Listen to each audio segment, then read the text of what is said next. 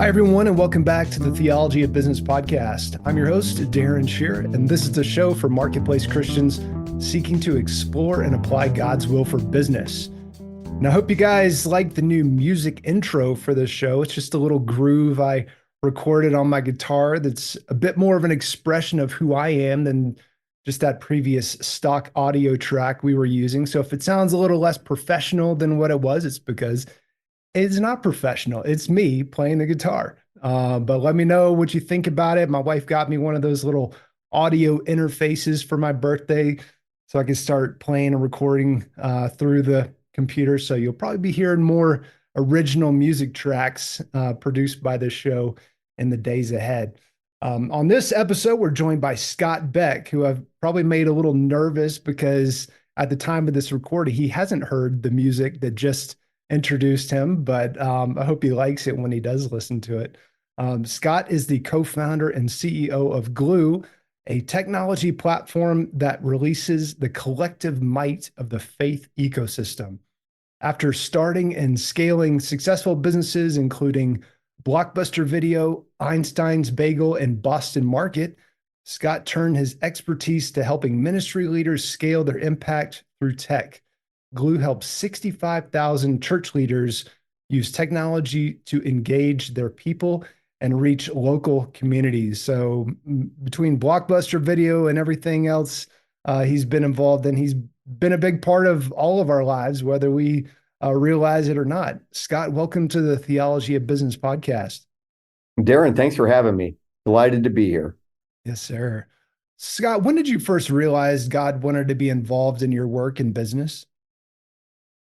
Well, I got involved with making a decision for Christ when I was on a sophomore at the University of Arizona on campus.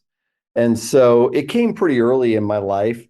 And once, I became a believer, then, it just started to, seep into, every dimension of my life in terms of, ended up marrying my high school sweetheart, Teresa, and it's been a rock solid foundation in our family, and was able to get me involved early on in a bunch of ministry. I did work with Crew, and I did work with Family Life Ministries. Got involved with them almost 40 years ago. So as I was starting to scale business, I was always scaling our involvement with ministry at the same time. So those things sort of paralleled. Gotcha. And so did you view kind of ministry and business as kind of separate things, or did you really view business as a ministry or more of a means for funding what is generally considered ministry? No, I really believe in integration. And in an integrated life, I really reject the concept of dualism, the secular and the sacred. I just believe that God has called us to be integrated human beings. And so what does it mean to be able to, bring your faith in appropriately into a secular marketplace? What does it mean to be able to bring your business skills into ministry, right? So, early on, I've been involved in practicing that and, tried to live an integrated life across my family, across the work that we do with ministries, and across the work that I've done in, these different organizations. Now, those organizations, they are secular organizations. Glue itself is not a faith-based organization. We are a secular organization. We, however, serve a lot of churches and a lot of parachurch ministries. But it is about the difference between business and ministry. However, I've never found it difficult to be able to, number one, be known as a Christian. I always make it clear that I'm doing what I'm doing to glorify God, to proclaim Jesus Christ. That's my choice. That's Teresa's choice. That's not the choice of a business, but that is our personal choice. And, that's why we serve in the marketplace, and that's why we serve in our ministries. And I'm so fascinated, about your role, a lot of the things you've been involved in, particularly with Blockbuster. I'm curious, what was the spiritual climate like at Blockbuster, and how did you see God at work during your time with Blockbuster? Well, Blockbuster's in the entertainment industry, and the entertainment industry by its nature is got some challenging aspects to it, right? Because you're dealing with content. Well, early on, Blockbuster always made the decision, it wasn't going to carry X-rated movies. It wasn't going to carry NC-17 movies. We made that decision early on. We always carried community movies that we would rent for free that would help the community. We're always, focused on making sure that, if somebody had to be 17 in order to rent an R-rated movie or something like that. So, we did the best that we could to be, a family-oriented video store. And I think we did a lot to clean up that industry because that industry did come from, very much, more of an X-rated history and a background. So, I thought we did took a good step to clean up that industry the best that we can. But still, with that being the case, there's still probably about 60% of the stuff in a Blockbuster that I wasn't comfortable with my family watching, right? So there's always a fine line that you're walking when you're trying to, be in a business that's, like entertainment versus a business that's like selling chicken, or selling bagels. There's not a lot of theological issues that you've got to address in selling bagels, right? There's not a lot of cultural choices that you need to make, as it relates to selling bagels. So I did find Blockbuster fun, a great experience. I was there from store one to store 5,000 when we sold it to Viacom, and I was president chief operating officer there. So I had a lot of responsibility, a lot of background, but it was a positive climate.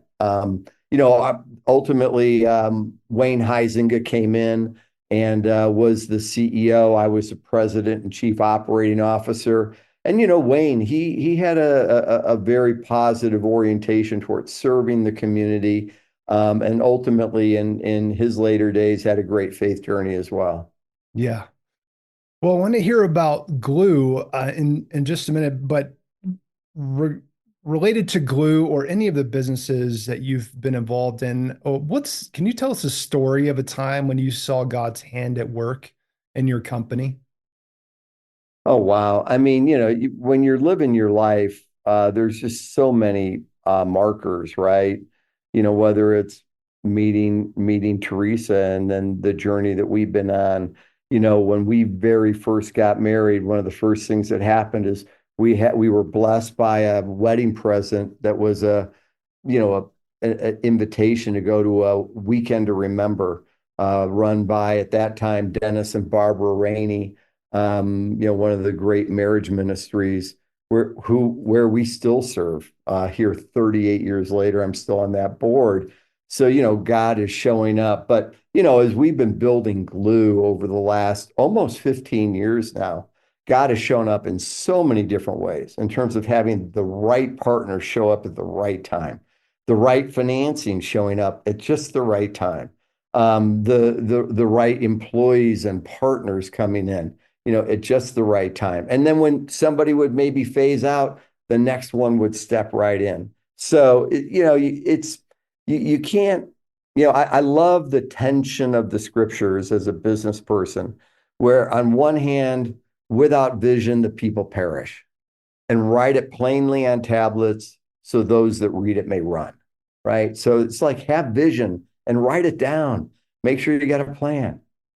But at the same time, it's trust in the Lord. Don't lean on your own understanding.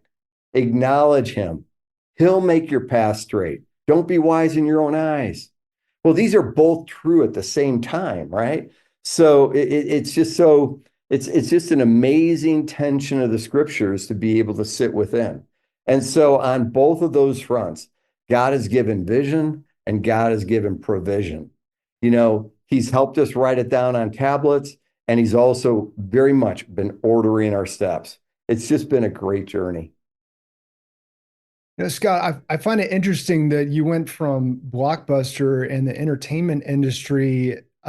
Did you go straight to Boston Chicken, which is now Boston Market, or was there a stop between there? No, we went right from Blockbuster into Boston Market and Einstein Bagels. Yeah. Those we did pretty much at the same time, and yeah, those were, and then we went from there and we did other retail things, and then we've gone into the service business and in the dental business, and we've been in a bunch of different businesses. But Darren, there's been a common theme across all of those businesses, including glue. And that is that you bring infrastructures to bear on behalf of decentralized service organizations. And you knit them together and you first connect them digitally. And once you connect them digitally, then you can start to allow them to get the benefit of their economies of scale. You can help them buy better. You can help them aggregate their dollars and promote better. You can help them, exchange best practices. You can help them learn from each other in terms of data. So all of these things have really been the same. And that is putting world-class infrastructures under decentralized service industries to give them the power of their collective might. And that's what we're doing at Glue. We've now linked together well over 70,000 churches.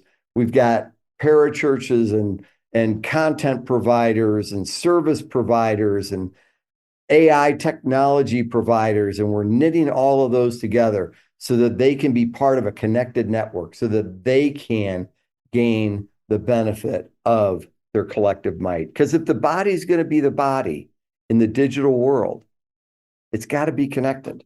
Yeah. And so that's the journey that we've been on.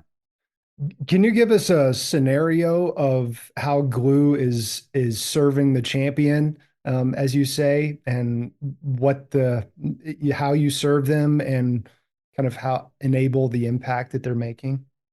Sure. I mean, if you think about Blockbuster, it had an advertising fund. All of the different franchisees paid in a little bit of money, and then we ran national advertising. Einstein's, all of our franchisees, they paid in a little money. We could run national advertising, right? Well, what we've done with the churches is the same thing. We've knitted a bunch of churches together, and then they've been able to pay into a cooperative, and then we run Churches Care advertising so that when somebody's Googling divorce, instead of seeing 7 pages of divorce lawyers, we're able to be right up at the top, and we're able to say, hey, there's hope for your marriage, Churches Care. And then we can take and use technology to route those people back down into churches or into MOPS programs or into, some sort of a recovery ministry like Celebrate Recovery. So that's just using the normal methods that are being used all across industries and applying those industries of advertising cooperatives, of ad councils to the church. That's just one example. Yeah. Wow. Is there a particular person or situation that comes to mind that's one of your favorite stories to tell of what's come out of this?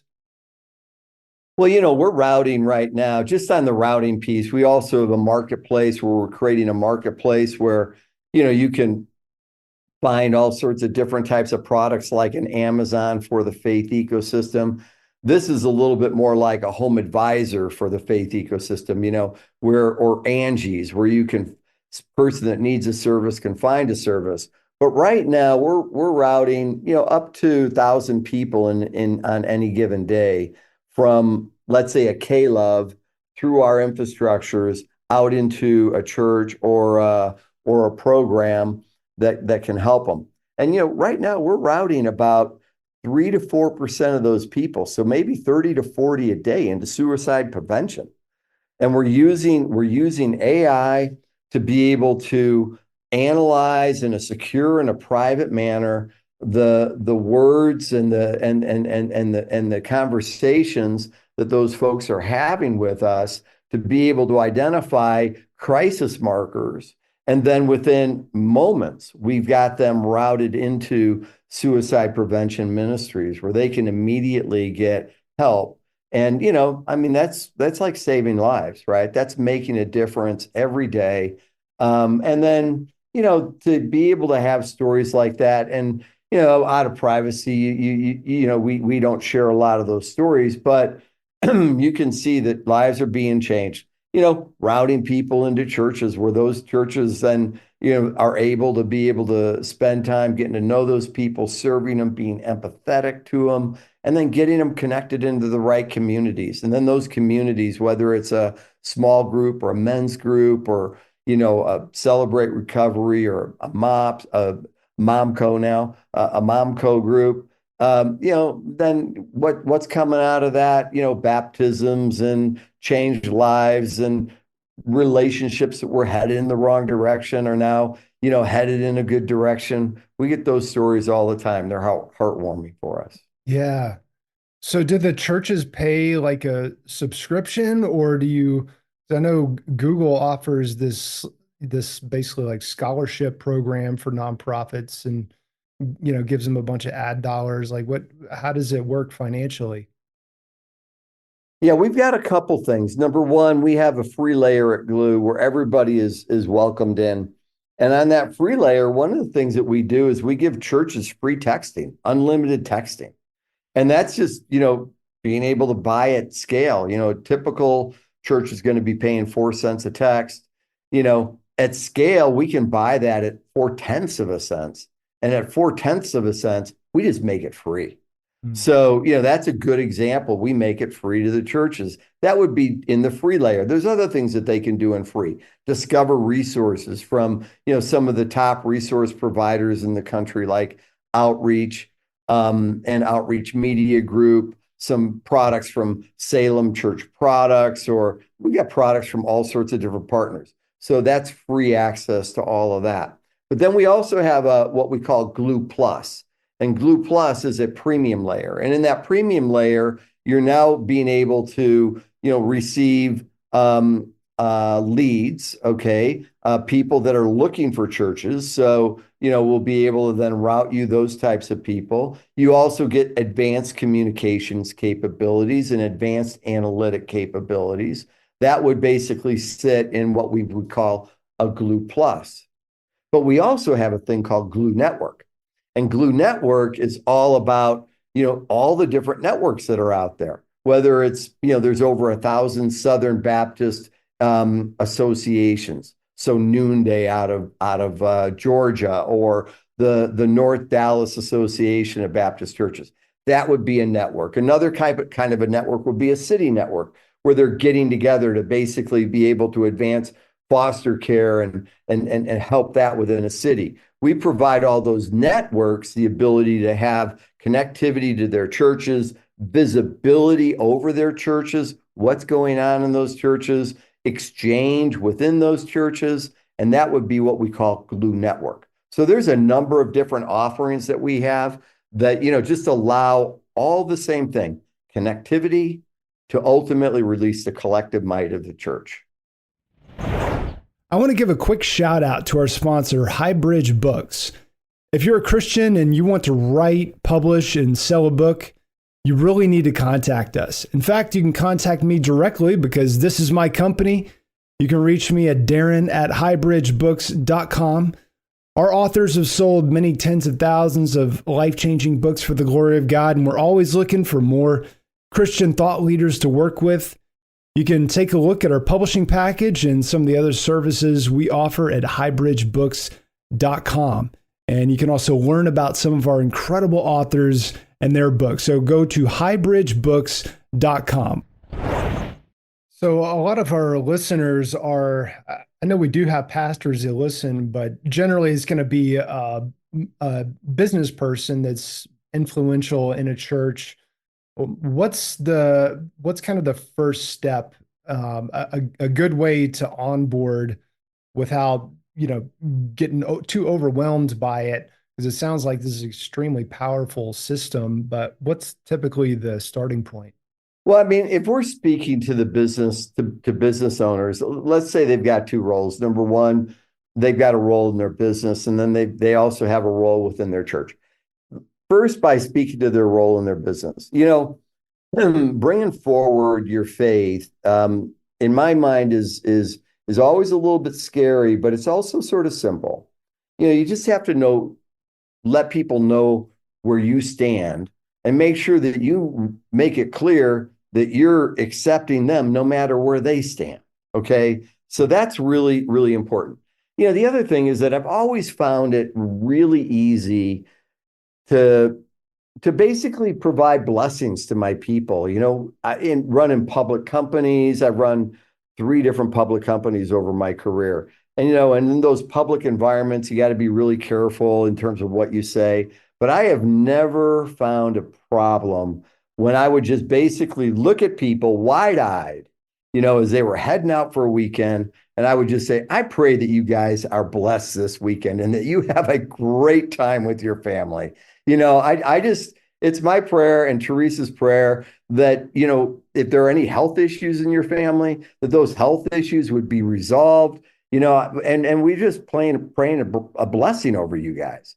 And, you're keeping your eyes wide open, you're being enthusiastic, and you're just speaking words of encouragement across your organization. I have never, ever had anybody come and make a complaint to me about just speaking wide-eyed. I'm not bowing my head and praying. I'm just opening my eyes, looking at them, and with enthusiasm, just say, hey, I just pray a blessing over you. I've never had anybody have a problem with that.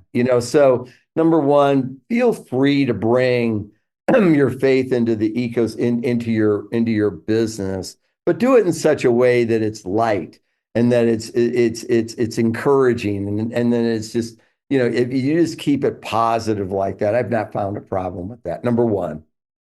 So now if you go and talk about that same business leader and you and you ask that, how does that business leader show up in church? When you go to church has got some jobs. Like they put me once in a job to basically be, like a third grade teacher. I failed. They didn't ask me back. Okay. That's not my gifting. Then they had me out in the parking lot trying to do the parking lot thing. That didn't work too well for me either. But, don't be afraid to raise your hand and then just be able to help the church in ways that are consistent with your gifting. If of course, financially you want to be able to help your church, but if you're a good organizer, then try to help them organize. If you understand solving complex problems, help them solve some complex problems. And realize that preachers, that your pastors are not necessarily that comfortable, okay, in terms of engaging you. Put them at ease. Ask them, hey, how am I here to serve you? Be a friend to your pastors. Pastors are lonely, lonely, lonely jobs. There's not that many people that they can talk to. Open up, give them a route, a safe place to be able to have an engagement and a conversation with you as a business leader in their church. Yeah. And try to make some of this, like, for example, bringing your value proposition to their church. How do they best communicate that? Because it sounds like, you talk about AI and Google ads and, these kinds of things would just probably go right over their head. But how do you pitch this to pastors? Well, if you want to talk to the pastor about glue, just say, hey, are you doing glue? You should give it a try. And oh, by the way, if you're a business person and you've got the resources, go ahead and tell your church that you'll fund it for the year. It's $500, $49 a month for a church to join into Glue Plus. That's a pretty easy check for most business people to be able to write. It's just like, say, hey, let's jump in there and let's see what this is all about. And I can even help you financially. But And then, you send them to glue.us, gloo.us. It's pretty easy once you get there to poke around and see what it's all about. Easy onboarding flows. It's not about technology. Mhm. It's about the things that churches already do. It's about, hey, helping you find good resources. They know how to use Amazon. They know how to use Glue. Okay. If if if they know how to text, then they know how to use Glue. It's not a technical implementation. It's literally you jump in, you sign in, you register. It takes a minute, maybe a minute and a half, and all of a sudden you're in an environment that gives you access to resources, access to people, access to funding. There's scholarship opportunities in there. There's dollars inside of there that where foundations are making grant dollars available to churches to be able to do things like become mental health ready within your church, to be able to help pastors and their wives go on retreats and to be able to get some away time, to be able to get pastor serve. Jimmy Dodd with does a great job with pastor serve. There's scholarship dollars to be able to make pastor serve free to your church. So it's just not a scary environment. Just jump in and get engaged. Yeah. What would you say is kind of the main featured benefit for at that $500 level? Like, what is my church out here in Western North Carolina, town of about 13,000 people? What is my church going to get out of that $500 package? Yeah, the main value props are access to more people. Instead of having to do the advertising yourselves, we're doing advertising for you, sending people to your church. So that's always worthwhile. In fact, if you get one new member a year, it more than pays for itself. Also, advanced communications tools, so the texting tools and the like, those are there. If you use any of the outreach, there's a company called Outreach.